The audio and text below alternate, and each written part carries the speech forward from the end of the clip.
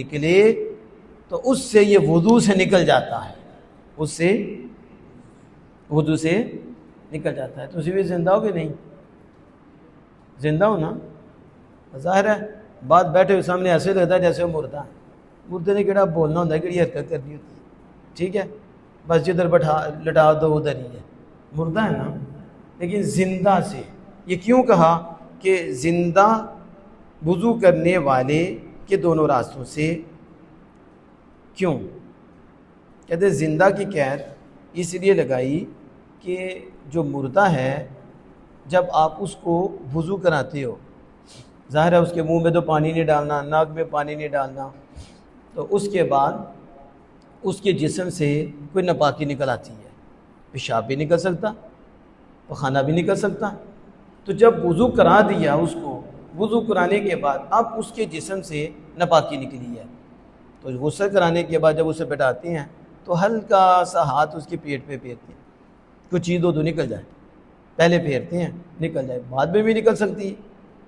لیکن جب غسل بھی ہو گیا، وضو ہو گیا، اب اس سے کوئی چیز نکلتی ہے تو کیا اب پھر اس کو وضو کرایا جائے؟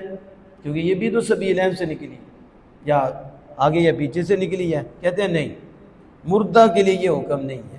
کس کے لیے؟ زندہ کے لیے حکم ہے کہ زندہ کے دونوں راستوں میں سے کوئی چیز نکلے گی تو وضو ٹوٹے گا، اگر مردہ سے نکلے تو پھر اس سے وضو نہیں ٹوٹے گا۔ سمجھ آ گئی اس کی؟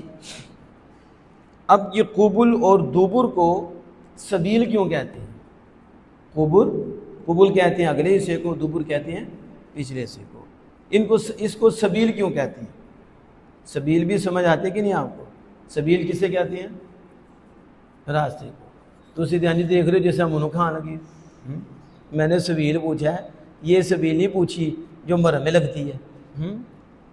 فی سبیل اللہ قرآن پاک میں بار بار آتا ہے، فی سبیل اللہ، فی سبیل اللہ، حدیث پاک میں آتا ہے فی سبیل اللہ، کیا آتا ہے؟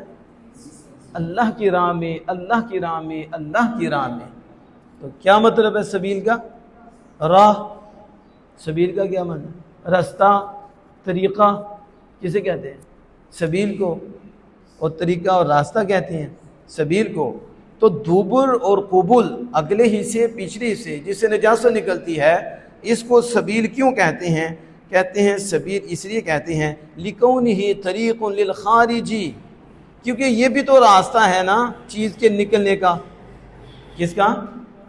نجاست انہی راستوں سے نکلتی ہے نا، انہی راستوں سے نجاست نکلتی ہے، اس لیے اسے کیا کہتے ہیں؟ سبیل۔ کیا کہتے ہیں؟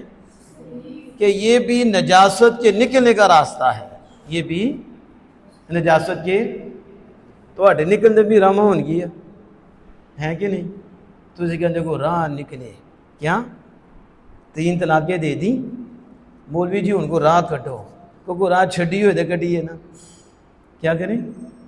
پیچھے ایک مسئلہ آیا، انہوں نے مجھ سے مسئلہ پوچھا کہ ایک فارم پہ 1 طلاق لکھی تھی، پھر 2 اور فارم دے دیے، 3 طلاقیں ہو گئیں۔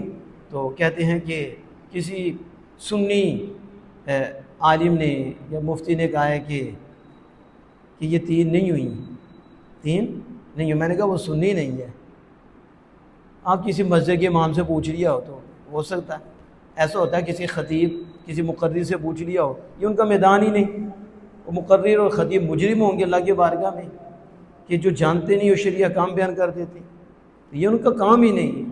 نہیں تو پھر کسی مفتی سے پوچھ لیں، اگر اتنی اللہ پاک نے صلاحیت دی ہے تو فتاویٰ اٹھائیں، پھر اس کو دیکھ کر ہی بھی اس کو ہائی لائٹ کریں۔ تو یہ تو مسئلہ ہی بڑا عام ہے کہ اب تو بچے کو پتہ ہے کہ اہل سنت و جماعت کے نزدیک 3 طلاقیں ہیں، اور صرف یہ نہیں ہے کہ آج ہی یہ 3 طلاقوں کا فیصلہ ہوا ہے، یہ رسول اللہ صلی اللہ علیہ وسلم کے دور سے لے کے اب تک ہے، اور جمیع ائمہ اسی بات پہ متفق ہیں 3 طلاقیں 3 ہیں، ایک عدد سے ہوں، ایک ہی مجلس میں ہوں، ٹھہر کے ہوں، بہرحال جس صورت میں بھی ہوں 3 طلاقیں 3 ہی ہوتی ہیں، 2 ایک نہیں ہوتی، یہ پکی بات ہے۔ لیکن فقی کہتے ہیں ان کو راہ کٹو، اسی کیا اسی تو چاہنے ہیں، ہم کب چاہتے ہیں کہ جدائی ہو جائے، ہم کب چاہتے ہیں کہ ان میں فرق ہو جائے، یہ میاں بیوی خوش رہیں، ہم مومن ہیں، ہم خوش ہوتے ہیں، لیکن ہوں تسی کو راہ چھڈی نہیں، کڈیے کس طرح؟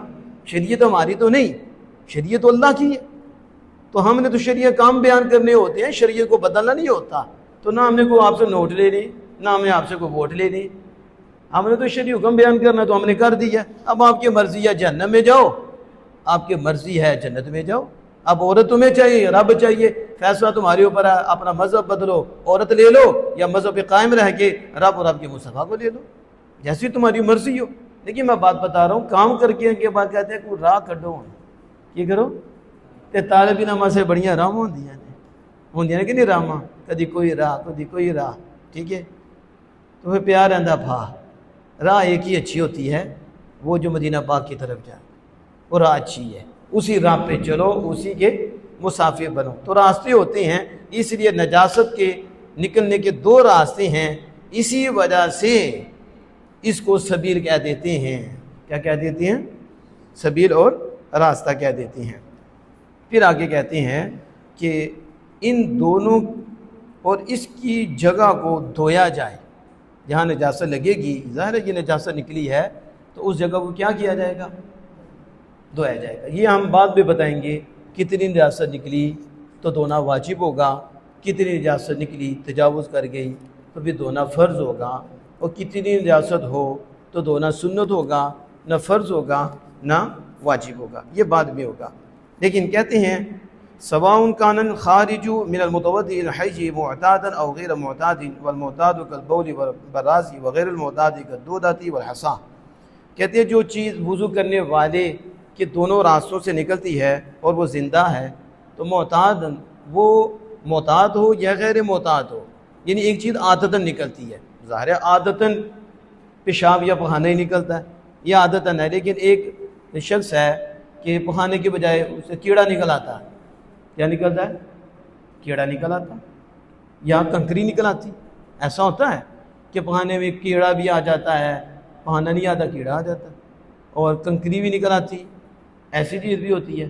تو تسی کہو گے کہ کہا سب کیڑے تو تھوڑے نہیں ہوتے، بہت ہی کیڑے ہیں۔ میں نے کہا واقعی اب آگے چھپے ہوتے تھے، موسم میں نکلتے تھے، اب بے موسمی بھی ہیں، اب کیا ہیں؟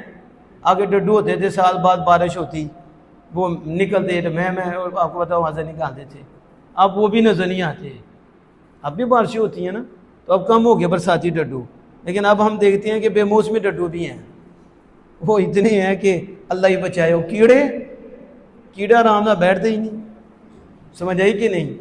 تو کیڑے نو سکون نہیں ہوتا، کیڑے نو تے جے دے اندر کیڑا ہے اسے سکون ہوگا، اس آپ ہی نے دوسرے نے بھی سکون لین دینا، کدی انہوں چھیڑ کدی انہوں چھیڑ، وہ کہتے ہیں کیڑا نہیں بیٹھنے دیتا، وہ نہیں بیٹھنے دیتا، کہتے ہیں کہ نہیں؟ تو وہ کیڑا آپ میں نہیں ہونا چاہیے، سمجھ آ گئی ہے؟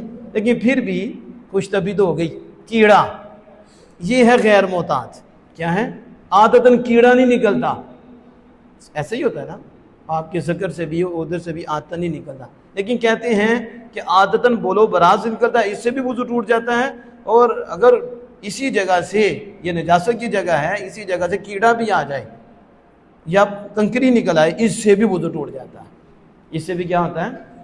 وضو ٹوٹ جاتا ہے۔ ہاں ایک بات انہوں نے یہاں کی بات مکمل کرنے لگی ہیں، یہ کہتے ہیں کہ جو آگے سے ہوا نکلتی ہے اس سے وضو نہیں ٹوٹتا، جو محسوس ہوتی ہے ہوا نکلتی اس کا پتہ ہی نہیں چلتا۔ اس کی دو ہی صورتیں ہیں، ایک تو وہ ہوا ہوتی ہی نہیں جو آگے سے نکلتی ہے، کہتے وہ ہوا نہیں ہوتی، بس وہ سمجھے کھٹکھٹا ہی ہوتا ہے، ہوا کوئی نہیں۔ دوسری اگر وہ ہوا ہے تو گندگی سے نہیں اٹھتی، وہ یہ جو بانسا ہوتا ہے، ذکر ہوتا ہے، یہ گندگی کی جگہ نہیں ہے کہ ادھر سے ہوا اٹھے، اگر گندگی کی جگہ سے اٹھتی تو کم لگتا کہ وضو ٹوٹ گیا ہے، لیکن یہ گندگی کی جگہ نہیں ہے، گندگی کی جگہ سے جو ہوا آتی ہے اس ہوا کے نکلنے سے بھی وضو ٹوٹ جاتا ہے۔ اس لیے حکم یہ ہے کہ جو آگے سے ہوا نکلے اس سے وضو نہیں ٹوٹے گا، جو دوبر پیچھے سے ہوا نکلے گی اس سے وضو ٹوٹ جائے گا، کیونکہ ہوا تو نجس نہیں ہے، ہوا ناپاک نہیں ہے۔ اگر تر کپڑا ہو، کپڑا گیلا ہو، اسے ہوا لگ جائے تو کیا وہ کپڑا ناپاک ہوگا؟ بولیں، آپ سے پوچھ رہا ہوں، تر کپڑا ہے اور ہوا خارج ہوئی اور تر کپڑے کو جا کر لگ گئی تو کیا وہ تر کپڑا ناپاک ہوگا؟ کسی کو نہیں پتا؟ اچھا کیا نہیں تھے آج پھر اس وقت بولیں گے، کوئی گیس لگائے گا کہ لگ گیا تو ٹھیک ہے، نہیں تو نہ صحیح، آپ نے اچھا کیا گیس نہیں لگایا کیونکہ آپ کے پاس دلیل نہیں ہے۔ تو آپ پوچھ لیں تو اس کا جواب یہ ہے کہ ہوا کپڑے کو جا لگے، تر کو، کپڑا پلید نہیں ہوتا، کیوں؟ کیونکہ ہوا پلید نہیں ہے۔ ہوا اگر ہوا پلید ہوتی، اس کا عین ناپاک ہوتا تو کپڑے گیلے سے لگتا تو کپڑا ناپاک ہو جاتا۔ تو پھر سوال یہ ہے کہ پھر ہوا کے نکلنے سے حکم کیوں لگ رہا ہے کہ وضو ٹوٹ جاتا ہے؟ ہاں کہ وضو تب ٹوٹتا ہے جب ناپاک چیز نکلتی ہے، اور جو سبیلین سے نکلتی ہے وہ ناپاک ہوتی ہے اور اس سے وضو ٹوٹتا ہے۔ تو جب یہ ناپاک ہی نہیں تو پھر وضو کے ٹوٹنے کا حکم کیوں لگایا جا رہا ہے؟ تو اس کا جواب فقہ کرام نے یوں دیا کہ یہ جو ہوا دبر سے نکل رہی ہے اور پشت سے نکل رہی ہے، مقصد سے نکل رہی ہے، یہ ہوا گندگی سے ہو کے آئی ہے۔ اس کا گزر کس سے ہوا ہے؟ گندگی سے، اور اسے صحبت ملی ہے گندگی کی وجہ، گندگی کی، تو گندگی کی صحبت کی وجہ سے یہ وضو کو توڑ رہی ہے۔ کس کو توڑ رہی ہے؟ میں کہتا ہوں اگر گندی چیز کے پاس سے گزر جائے تو نقصان اتنا ہے کہ وضو کو توڑ دیتی ہے، تو جو گندوں کے پاس بیٹھنے والے ہوں ان کا نقصان کتنا ہوگا؟ آج لوگ کہتے ہیں صحبت کیا کر دیا؟ ہم نے کہا تمہاری گندگی کے پاس سے ہوا گزر جائے تو اس گندگی کا اتنا اثر ہے کہ ہوا گندی نہیں ہوئی، وہ ناپاک عین نہیں ہوا، لیکن پھر بھی با وضو کو بے وضو کر دیتی ہے۔ تو جب گندگی اتنا اثر رکھتی ہے تو عقیدے کی گندگی کتنا اثر رکھے گی؟ یہاں تو ظاہری بات ظاہر وضو کو توڑ رہی ہے اور اس کو پاکیزگی سے ناپاکی کی طرف لا رہی ہے۔ تو ہم کہتے ہیں اسی طرح جب گندے کے پاس بیٹھتا ہے اور اس کے پاس سے گزرتا بھی ہے تو اس کی صحبت اتنا اثر کرتی ہے کہ ادھر بے وضو با وضو بے وضو ہو جاتا ہے، ادھر عقیدے والا بد عقیدہ ہو جاتا ہے، اس کا یہ نقصان ہو جاتا ہے۔ اب سمجھ آ گئی ہے؟ تو اس لیے جو پشت سے ہوا نکلتی ہے وہ ہوا وضو کو توڑ دیتی ہے۔ ایک مسئلہ اس میں یہ بھی ہے کہ یہاں جو فرمایا خارج من السبیل، نہیں، جو چیز دونوں راستوں سے نکلے، مطلب یہ ظاہر ہو جائے، یعنی ظاہر ہو تو اسے کیا ہو جائے گا؟ وضو ٹوٹ جائے گا۔ حالی نکلنے سے وضو نہیں ٹوٹتا۔ جس طرح یہ ذکر ہے، اعلی تناسل ہے، وہاں پیشاب کا قطرہ آیا ہے اور بانسے میں آ گیا ہے تو نکلا ہے، اب بانسے میں پہنچ گیا ہے لیکن وضو نہیں ٹوٹے گا۔ کیوں؟ کیونکہ ظاہر نہیں ہوا۔ اگر یہ ظاہر ہوتا تو پھر وضو ٹوٹتا، نکل تو گیا اور بانسے میں آ کے رکا ہے، اب اس کا وضو نہیں ٹوٹے گا۔ ہاں ادھر سے نکلتے ہوئے یہ کلفہ تک پہنچ جائے، جو سنتی بٹھاتے ہوئے جو حصہ رہ جاتا ہے نا اسے کلفہ کہتے ہیں، اگر ادھر آ جائے تو پھر وضو ٹوٹ جائے گا۔ اب کوئی سوال کرے اب بھی تو نظر نہیں آ رہا، کہ نہیں، نکل گیا ہے ادھر سے، اب یہ ظاہر کا حکم رکھتا ہے، یہ باطن کا حکم نہیں رکھتا۔ ہاں اس کے دھونے میں مشکل ہے، وہ معاف ہے، یعنی دھونا مشکل تھا وہ معاف ہو گیا، لیکن حکم یہ آئے گا کہ اب کلفہ میں آ گیا ہے، اب یہ ظاہر ہو گیا ہے، اس سے وضو ٹوٹ جائے گا۔ اللہ جل وعلا ہمیں شرع کام کو یاد رکھنے عمل کرنے کی توفیق عطا فرمائے۔